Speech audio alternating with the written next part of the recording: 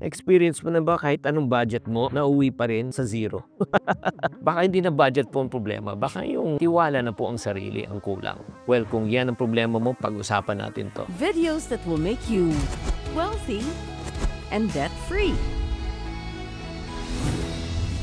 Hi there, this is Chinky Tan, your pambansang wealth coach. Alam niyo ba ang budgeting ay isa sa pinakamalaking pain point po ng mga karamihan ng mga tao, lalo na mga nagsasabi pag nagbibigay ako ng counseling and coaching. Ayoko na mag-budget, Chinky. Bakit? Wala namang iba budget at the first place. Alam nila na kulang. But I just want to tell you, budgeting is not actually about numbers. Masu-surprise sasabihin ko sa inyo. Budgeting is also about confidence. Alam mo, kung hindi ka naniniwala na kaya mong baguhin ang money habits mo, hindi ka naniniwala na kaya mong pagkasya ng kita mo, kahit nabigyan ka ng 1 milyon, hindi pa rin magkakasya. Why do you say that? Because number one, you just need to understand beliefs fuels behavior. Beliefs controls behavior. Kung naniniwala ka na kaya mo, kakayanin mo. Kung naniniwala mo na hindi mo kaya, hindi mo rin kaya. Do you agree? Di ba? May commercial nga dati, what the mind conceived, the body what? Achieve. Vitamins po yan. Di ba, kung naniniwala ka na talagang hindi magkakasya, walang matitira sa sahod mo, and guess what? Wala talagang matitira. Pero kung paniniwala mo na talagang gagawa mo ng paraan, in other words, you will become financially responsible, you will become financially disciplined, at mag-iiwan ka ng kahit konti, magiging intentional ka, alam mo, pwede talaga magkasya. Di ba? May kasabihan nga tayo, mga kapatid, kung gusto, gagawa ng paraan, kung ayaw, maraming dahilan. And then, let me go back when it comes to budgeting, kung bakit nahihirapan ka. Because again, it's never about numbers, it's about emotions. It's not about logic. Like for example, ito lang. Alam naman po natin na sa part of budgeting, kailangan natin magtipid. Kailangan din natin mag-save, di ba? Magdisiplina. Tama o mali? Alam naman natin. Pero ang tanong, paano na pag dumating yung sale? Paano pag dumating yung piso fare? Paano na kung may nakita kang pagkain na so irresistible? Ano sabihin sa'yo ng mind mo? Tsaka na lang. Nagigets nyo? Nawawala ka sa logic eh.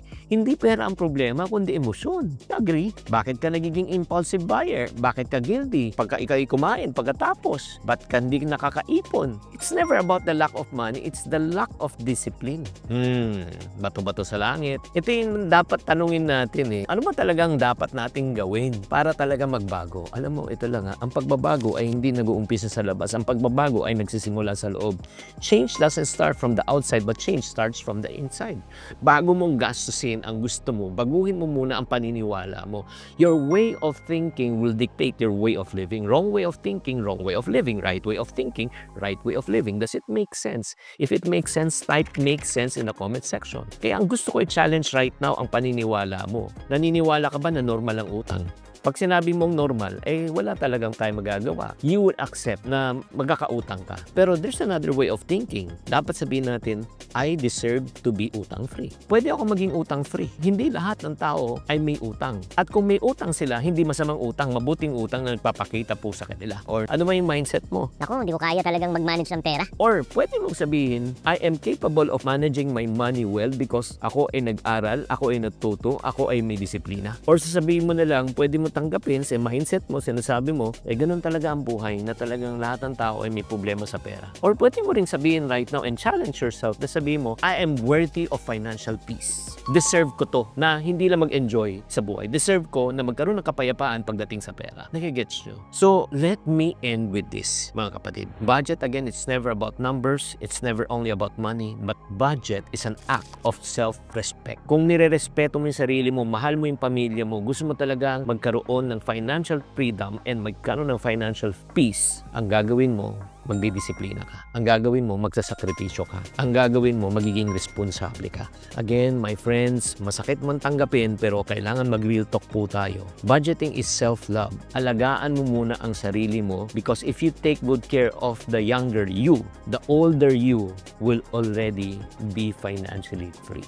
Maraming salamat. Sana naman napukaw ang iyong damdamin. Kung gusto mo talagang baguhin ang finances mo, start saying that I believe I can change. Kung ikaw ay naniniwala that you can change, sabi mo, I believe in the comment section. So para mas maniwala ka pa further, kailangan mo talaga mag-change ng financial mindset mo. This is the channel for you. Kaya mag-like, subscribe, and share. Tatandaan, tamang karunungan, tamang disiplina ang susi sa pagyaman.